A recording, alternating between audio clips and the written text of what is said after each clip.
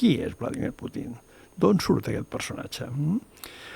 Bé, Vladimir Putin és un home que neix a Sant Petersburg, deu tindre a l'entorn de 73 anys, així, més o menys, i, evidentment, neix en plena etapa de la Unió Soviètica. Vull dir, és fill d'una família treballadora, d'un nivell molt baix, vull dir, viu en un apartament típic de l'època, compartit. Compartit vol dir que hi ha diverses famílies visquent en un sol lloc. La seva mare treballa en una fàbrica i el seu pare també. El seu pare treballa en una fàbrica, diríem, a mig temps, perquè el seu pare va estar durant la Segona Guerra Mundial amb un submarí en rus i va quedar molt ferit fins al punt que creien que es moria.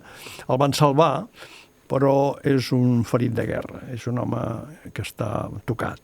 Llavors hi ha molta fantasia respecte a l'ascendència i inclús es diu erròniament de que el seu avi, que va morir quan ell tenia 12 anys, havia sigut el cuiner de Stalin. Tot això és fantasia. Està bé, queda bé perquè queda maco, però no.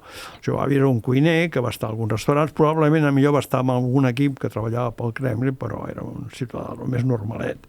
O sigui, ens trobem amb un nano jove de carrer, que no ve de classe privilegiada, ni tampoc ve de la nomenclatura, és a dir, ni del nivell segon ni de res.